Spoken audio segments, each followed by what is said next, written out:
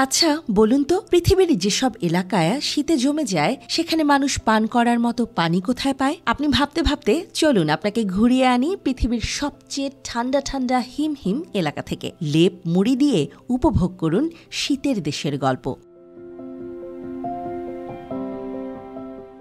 উত্তর পূর্ব সাইবেরিয়ার ওম্যাকন পৃথিবীর সবচেয়ে শীতল মানব বসতি।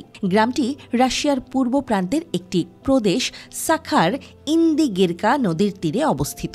জায়গাটি এতই ঠান্ডা যে তার নামই হয়ে গেছে ঠান্ডা মেরু। প্রায় ২,০০০ মানুষ সেখানে বাস করছে। অঞ্চলটি শুষ্ক, সেখানকার আকাশ আংশিক মেঘলা এবং জলবায়ু বরফে ঢাকা। ১৯৩৩ সালের ফেব্রুয়ারিতে সেখানকার বাতাসের তাপমাত্রা -৬৭.৭ ডিগ্রি সেলসিয়াস রেকর্ড করা হয়। এত কম তাপমাত্রায় পৃথিবীর আর কোথাও মানুষ বাস করে না। সাখা অঞ্চলটি ইয়াকুটিয়া এবং ইয়াকুটস্ক নামেও পরিচিত।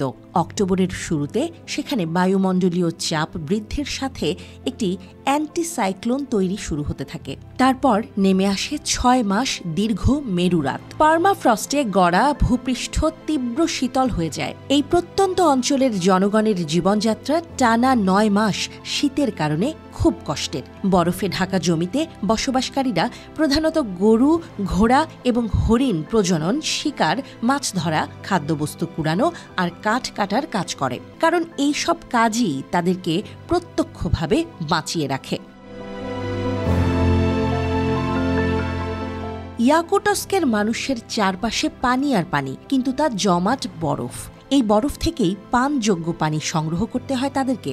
নদীর বুকে জমাট বরফ কেটে কেটে বাড়িতে এনে গুদামজাত করে রাখতে হয়। সেখান থেকে প্রয়োজন মতো গলিয়ে পানি তৈরি করে ব্যবহার করতে হয়।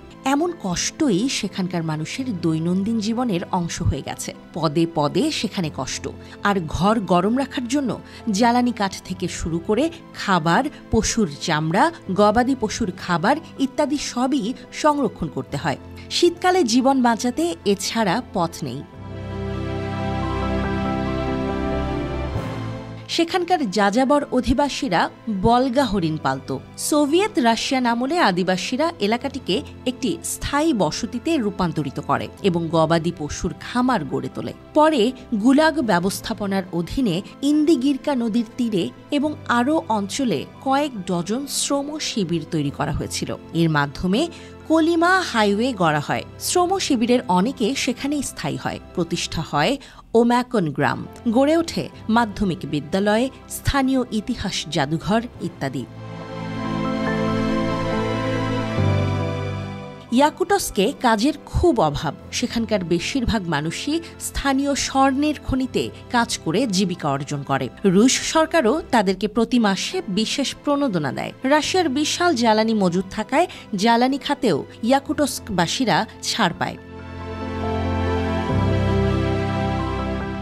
শীতের কারণে বছরের বেশ কয়েক মাস ওম্যাকনে বিমান নামে না। সেখানকার বেশিরভাগ বাড়িতে আংশিক সেন্ট্রাল হিটিং থাকার পরেও কোনো ইনডোর স্যানিটেশন নেই। যানবাহন যাও আছে সেগুলোর ইঞ্জিন সবসময় স্টার্ট করে রাখতে হয়, কারণ বন্ধ হলেই গাড়ির ইঞ্জিন ঠান্ডা হয়ে বন্ধ হয়ে যায়। তখন তা আবার চালু করতে গ্রীষ্মকাল আসা পর্যন্ত অপেক্ষা করা লাগে।